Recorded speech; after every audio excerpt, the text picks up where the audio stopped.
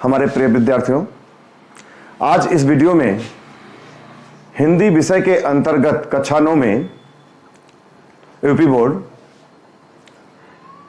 हिंदी के काव्य खंड में पहला पाठ संत कबीरदास जी का है। कबीरदास जी को संत भी कहा जाता है, महात्मा भी कहा जाता है और वो कवि भी हैं। तो आइए आज हम इनके जीवन परिचय के बारे में जानेंगे, कबीरदास जी के जीवन परिचय के बारे में समझेंगे, अध्ययन करेंगे। तो सबसे पहले ये कक्षा 9 का कोर्स है, कक्षा 9 हिंदी विषय जीवन परिचय कबीरदास। तो सबसे पहले इनका जन्म, तो कबीरदास का जन्म संवत 1455 विक्रमी में माना जाता है। और दूसरी हेडिंग है जन्म स्थान। कबीरदास का जन्म स्थान अगर इसके बारे में देखा जाए तो वैसे तो इनके जन्म स्थान के बारे में 3 मत हैं, काशी, मगहर और आजमगढ़। लेकिन अभी तक प्राप्त निष्कर्ष के आधार पर जो प्रमाणिक है, जिसको मान्यता मिली हुई है, उसके अनुसार इनका जन्म स्थान काशी अर्थात बनारस, वाराणसी माना जाता है। वहां पर काशी में एक तालाब जिसका नाम लहरतारा बताया जाता है। लहरतारा नामक तालाब के निकट कबीरदास जी पड़े हुए थे। एक दंपत्ति जिनका नाम नीरू और नीमा, ये जुलाहा एक दंपत्ति थे। तो इन्होंने कबीरदास को लहरतारा नामक तालाब के निकट पाया था और वो अपने घर लेकर गए और उन्होंने इनका पालन पोषण किया, इनकी सेवा की और इन्होंने उन्हीं को अपना माता पिता माना। वैसे माना यह जाता है कि एक विधवा ब्रह्माणी के गर्भ से इनका जन्म हुआ था, ऐसा माना जाता है। ऐसी मान्यता है कि गुरु रामानंद जी के आशीर्वाद से एक ब्रह्माणी को एक पुत्र रत्न की प्राप्त हुई और उसने समाज के लोक लाज के भय के कारण कबीरदास जी को जब इनका जन्म हुआ तो एक लहरतारा नामक तालाब काशी में स्थित है, उसी के निकट जाकर के इन्होंने फेंक दिया। नीरू नीमा नामक जुलाहा दंपत्ति ने इनको पाया, प्राप्त किया और वो अपने घर लेकर के गए, इनका पालन पोषण किया, वहीं पर ये बड़े हुए। इस प्रकार से इनके जन्म स्थान के बारे में यह स्थिति है। अब आगे हम देखते हैं कबीरदास जी के पत्नी का नाम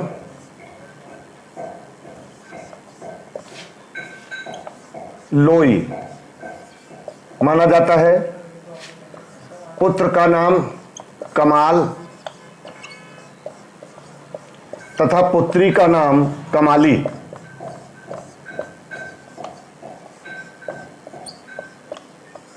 कबीरदास जी के पत्नी का नाम लोई, पुत्र का नाम कमाल और पुत्री का नाम कमाली। और इसके बाद कबीरदास जी के गुरु का नाम स्वामी रामानंद, गुरु का नाम स्वामी रामानंद अर्थात कबीरदास जी के गुरु स्वामी रामानंद थे। कबीरदास जी के गुरु स्वामी रामानंद जी थे। इसके बाद ये भक्त काल के कवि माने गए हैं। निर्गुण काव्य धारा के ज्ञान मार्गी शाखा के ये कवि माने जाते हैं, कहे जाते हैं। और इसके अलावा इनकी जो महत्वपूर्ण विशेषता है कि कबीरदास जी पढ़े लिखे नहीं थे। ऐसा लेख मिलता है कि मसी कागज छुयो नहीं, कलम गहो नहीं हाथ। अर्थात कबीरदास जी एकदम पढ़े लिखे नहीं थे। इनके प्रमुख शिष्य थे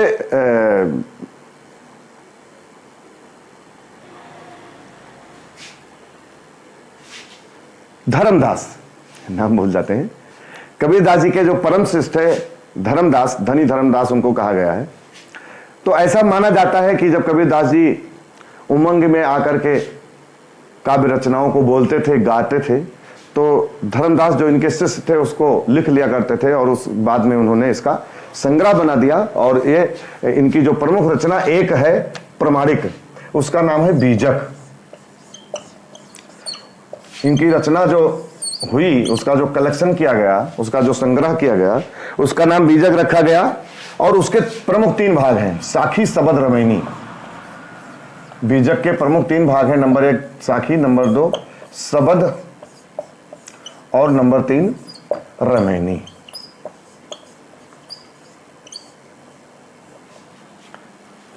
कबीरदास जी ने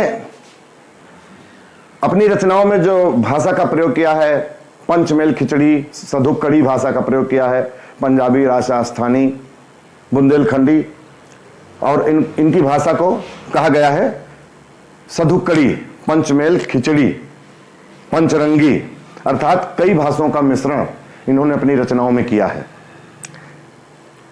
ये तो इनके बारे में संक्षिप्त जीवन परिचय था। इनके जीवन की कुछ महत्वपूर्ण घटनाएं इस प्रकार हैं, जैसे कबीरदास जी के दोनों प्रकार के, वैसे तो सभी धर्म के अनुयायी थे इनके जो शिष्य थे, लेकिन खास करके क्योंकि जुलाहा दंपति नीरू और नीमा नामक व्यक्ति ने, वो मुस्लिम थे, इनका पालन पोषण किया था, तो उनके कारण से या इनके ज्ञान के प्रताप से, इनकी विद्वता के कारण से अनेक मुस्लिम व्यक्ति भी इनके शिष्य हुए और हिंदू तो हुए भी, क्योंकि इन्होंने पाखंड का, आडंबर का विरोध किया। पूजा पाठ, नमाज, ये जितनी चीजें होती हैं, बाहरी कर्मकांड, इसका इन्होंने पुरजोर विरोध किया। इसको इन्होंने मान्यता नहीं दिया। इन्होंने गुरु भक्ति, ईश्वर के प्रेम और अपने जीवन में ईमानदारी, सदाचार, दया, क्षमा, नम्रता, संतोष, इन सब गुणों पर इन्होंने विशेष बल दिया कि इस गुणों को धारण करने से व्यक्ति महान बनता है। पूजा पाठ का इन्होंने कोई स्थान नहीं दिया। इनका ये उद्देश्य था कि ईश्वर को प्राप्त करने के लिए, उसकी आराधना करने के लिए व्यक्ति के अंदर सच्चा प्रेम होना चाहिए, उसके अंदर सच्ची नम्रता होनी चाहिए। ये महत्वपूर्ण है, ये आवश्यक है। जैसा कि गोस्वामी तुलसीदास जी ने लिखा रामचरितमानस में कि निर्मल मन जन सो महि पावा, मोहि कपट छल छिद्र न भावा। रामनगर की चौपाई है, निर्मल मन जन सो मोहि पावा और मोहि कपट छल छिद्र न भावा। यहां पर कबीरदास जी भी इसी बात के समर्थक है। इनका भी यही उद्देश्य था कि परमात्मा को, ईश्वर को प्राप्त करने का जो साधन है वो व्यक्ति के अंदर सच्चा प्रेम है, उसके गुरु भक्ति है और उसके जीवन में सदाचार, ईमानदारी, नैतिकता, इन सब गुणों का होना आवश्यक है अगर ईश्वर की भक्ति करना है। बाकी इन बाहरी कर्म कांडों का उन्होंने विरोध किया, इसको कभी उन्होंने समर्थन नहीं किया। चाहे हिंदू की बात हो, चाहे मुस्लिम की बात हो, सबके लिए, सबके आडंबर का उन्होंने विरोध किया है। कांकर पाथर जोड़ के मस्जिद लिए बनाए और ताज चढ़ मोल्ला बांगरे, क्या बहरा हुआ खुदाए। इनकी रचनाएं अगर हम देखते हैं तो एक से एक हमें अद्भुत दोहा मिलते हैं। तो अगर हम ये देखें तो इनके सभी वर्ग के, सभी धर्मों के शिष्य इनके थे। अब एक बड़ी महत्वपूर्ण बात यह है कि इनकी जब मृत्यु हुई, इनकी मृत्यु कब हुई? 1575 विक्रमी में, 1575 संवत 1575 विक्रमी में इनकी मृत्यु हुई।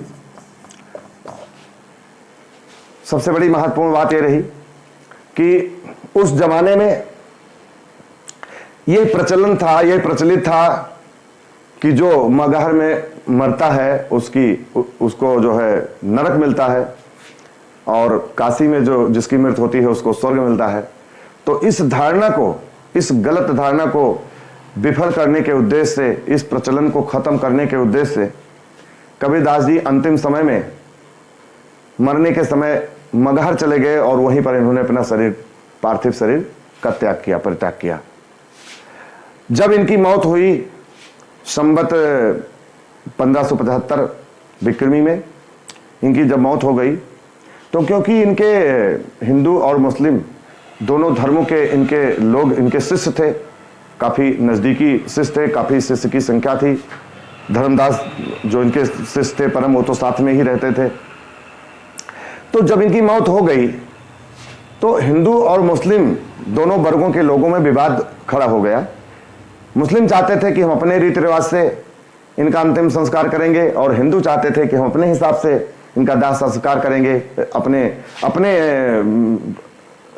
संस्कृति के परंपरा से, अपने हिंदू धर्म के अनुसार इनका हम अंतिम संस्कार करेंगे।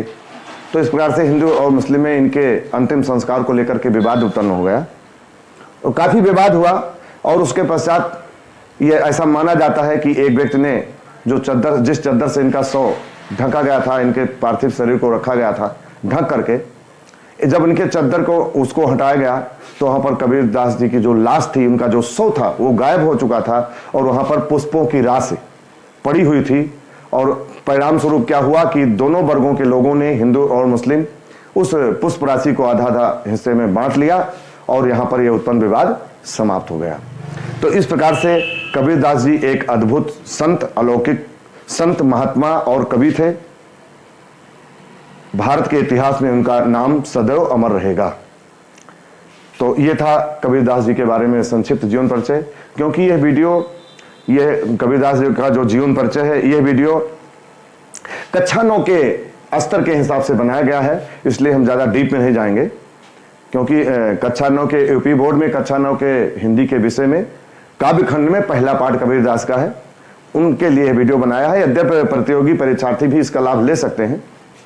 तो मिलते हैं किसी नेक्स्ट वीडियो में, तब तक के लिए सादर धन्यवाद।